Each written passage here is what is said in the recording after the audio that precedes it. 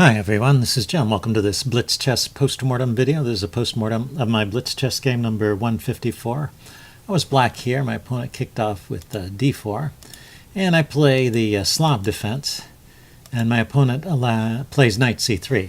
And this allows the Winawer gambit. I've played that a few times before if you want to see how it's played. In this game we go into the Winawer gambit decline. So the Winawer gambit is e5. If he takes, you push ahead with d4, harass the knight, and then the queen check will pick up the pawn. So you get the pawn back right away, and you get an interesting position. But my opponent played e3 instead of taking, and so this is the Winawer gambit declined. So there's two moves here. It looks like in the opening book, either e4 or e takes. I played takes, and he takes back. And knight f6, and it seems like I've got a comfortable position out of the opening with easy squares for my pieces. He plays knight f3, the main move here, and I go bishop b4. Not the most common move. It looks like bishop e7 is probably the way to play. Bishop d6 and bishop e7 are also the chess engine's choices, but I played bishop b4, and after my opponent's reply here, we're out of the opening book, so he played bishop to e2. And, you know, white has the usual opening advantage, no more, no less. So opening is a success so far. Castles. Bishop f5, maybe also not the most accurate. But the idea I keep missing in this game, for this phase of the game, the opening phase here, is d takes c4. Looks like d takes c4 is a good move. I'm not entirely sure why. I guess because it leaves white with an isolated queen's pawn, and so that gives black a target to shoot for. And this bishop can fall back here to e2 to break the pin. The engine is recommending h6. And let's see if he goes bishop h4. Then, yeah, bishop e7 can be played, or knight b d7. And looks like an okay position for black, but you know, white does have the isolated queen's pawn and a little more space. So it's not like not like black is winning, but it looks like that's a way to equalize. So I kept not playing that d takes c4 move. You'll see it shows up several times. Play h6 again. D takes c4 could be played here. I play bishop g6, and this move here is an actual mistake. Bishop g6. Loses a tempo to knight e5, which my opponent plays. Looks like cd is also an interesting idea here. If I take back, he can maybe try and exploit the pin on the knight, although this is protected by the queen at the moment. Yeah, knight e5. After the engine has time to think about it, knight e5 is one of those top choices. And that's what he played. So you get to see how it goes. So I didn't want to give up my bishop or mess up my pawns, so I just retreated it here. But now the score is strongly in favor of white, and he can strike right away with this move, queen b3, a nice move, which skewers the bishop, so it's actually winning a pawn here. I could defend the bishop, but he could kick it. So, but the engine prefers a5 there. Okay, so I tried a little bit of a tricky move here. Bishop takes c3. I was thinking he might go for this queen takes, so I wanted to show this variation. This does not work, because bishop takes d4, he can grab the rook, and I get two pieces for the rook. So actually this would be good for black. So after I take the knight, he correctly decides to take back with the pawn. You see that's the top chess engine move there too. So he's playing this just right. And then I play b6 to relieve some of the pressure on the b pawn there. And he goes rook f8, rook fe1. And I go queen d6. So maybe not the best move. I just wanted to get out of this pin, which is not so easy. Although I could have tried, yeah, g5. g5 is the simple way to break the pin. And that is the most effective way in this case. Just directly breaking the pin. Okay, I play queen d6, and he goes bishop g3.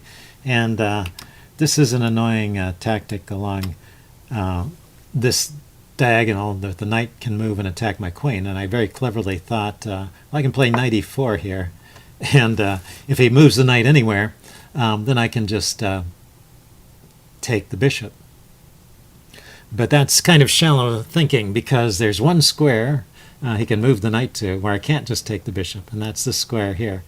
Knight takes f7. Yeah, so this is a well-spotted tactic. Let's back up. Yeah, top engine choice. Knight takes f7. Yeah, pretty neat. But back up. Also, c takes d5 is a good move here, too. I was a little bit worried about that. This diagonal here is looking pretty weak towards my king. Okay, but knight takes f7, and now I'm just losing.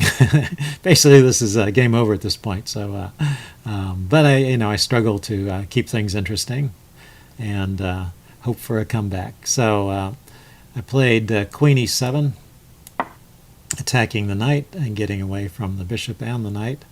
And he retreated the knight to e5, best move, and I went ahead and grabbed the bishop. So he played f takes g3. So you can see I'm still losing here, but the game goes on, and I'm keeping material on. So knight d7. I do want to get rid of this knight here, but this is a mistake because he can play c takes d5. A very embarrassing move, because this comes with multiple threats. There's a discovered attack on the king here, and this pawn can either take on c3 or just push ahead to take on c6 or push ahead to d6, attacking my queen. Either way, winning material, and I can't really defend against both threats. So I played king h8, top engine choice, just getting away from that, and he gets to grab another pawn, which he does with knight takes c6. I thought he was going to play pawn takes c6. A lot of times when your pawns are advancing like this, you want to keep moving the pawns forward, and they become more dangerous as they get closer to the 8th rank there. But he took with the knight. Still a good move, still winning. And I have the opportunity to play queen e3 here. I didn't play it at this point. I played queen f6. And then I was going after this f2 square, but he can defend that with rook f1, and I play over here. And now he makes a move that really lets me into the game. He should just exchange rooks and then play c4, just push his pawns. He plays this move, knight to e5, and now this lets me trade off that knight and get one of my pawns back. So now I'm only down 2 pawns, and one of those pawns is doubled, so the advantage is really only about 1 pawn worth. So my opponent really gave up his advantage, a major part of his advantage at that point, but he's still winning. So the game goes on, though. Again, you keep enough material on the board to keep it interesting and give your opponent chances to mess up. And rook a d1. It's interesting that I thought that was a mistake, because I thought he should defend the c1 pawn. But rook a d1 is a top engine choice. So what happens if he just passively defends? He could defend with the bishop, like that. Yeah, that's okay. I mean, that keeps the pawn. It says I should play bishop e4. Maybe the, I guess that's the problem, is I can start getting some activity with my pieces. So maybe that's the point, is if he defends, he gets into kind of a passive position. So after queen c5, he went rook a d1, which was a top engine choice, but it does let me grab the pawn back. So interesting. And now his advantage is down to just 1 pawn. 1 pawn flat, but he starts pushing it. d6. Yeah, d6. So I play rook d8, and he went d7. And now the engine says I should play bishop c2. I came up with this idea of the next move. Bishop c2 to a4 there would put pressure on this pawn, and I might be able to round it up if I'm quick enough. I started with rook c7, and then he can play bishop g4 here, defending that way, and now bishop c2, and he can play rook c1, pinning my bishop, which would be annoying, or this move, which he did play, rook d4, and that keeps me from coming to this a4 square. So now his advantage is increasing with this advanced pass pawn. So I went g6 here, and that's a mistake, and I should just lose for that. That's interesting, that rook e1. So if we back up, why is g5 better than g6? If we play g5, and he plays rook e1, then I have the move bishop g6. That's the difference, guarding that square. So the game went this way. G6, rook e1, and now he's got a threat of rook here, and if he's threatening to do that with check, which would force me to take. But it's interesting, I didn't realize this during the game, but after I go here, he can still play rook to e8, and that's the top engine choice. After rook e8, this rook can't be defended. This other rook is not in a position to defend it, and it's on the wrong color to be defended by my bishop, and my king is too far away, so this rook is just lost. I can't take his rook because he gets a queen, so I can't do anything. The only thing I can do is take the pawn, but that basically loses a rook. So this would have been game over. He didn't spot that, but that's an important idea to keep in mind. The rook in front of a pawn is often unstable if it can't be defended. So I really needed to get my king to this square so that to allow an exchange, or maybe the other rook over here, so it could come down and defend.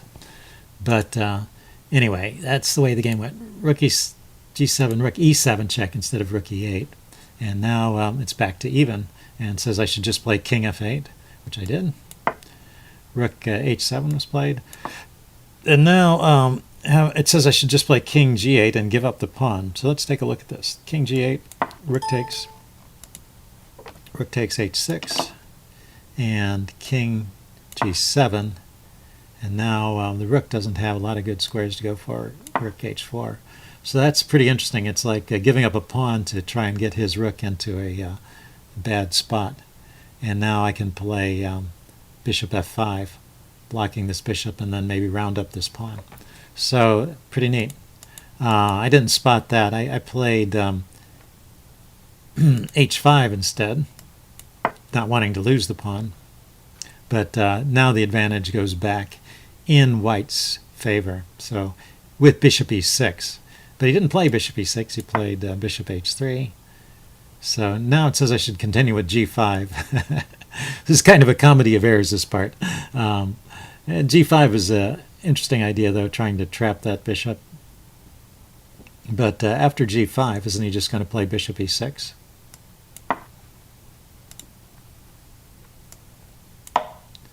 G5, bishop e6. Oh, bishop takes f7, h7. G5 attacks the rook. Ha! That's what I missed. So that's why g5 is a much better move than what I played. I played the move b5. And just trying to get some counterplay going on the queen side. He moves his king. I play a5. Plays g4, b4. So we're just following our plans here. Rook f4, king g8. Rook f7, now a4. And he takes, and I take back. And now he should, what does it say? Rook f to g7. Yeah, just harass my king a little bit. Let's see the computer line here, how to win it. Rook f g7. King f8, only move. Rook h8 check. Ah, I have to take his rook, but he takes my rook. And so he's gotten a pair of rooks off, and he's got his rook in front of the pawn here. Let's see, and I can't get close enough to stop that from queening. I go here, he goes rook f8 check, and he's going to queen. So, and when he queens, he's actually going to pick up my rook. So there's no way to stop that from queening except by sacrificing my rook here.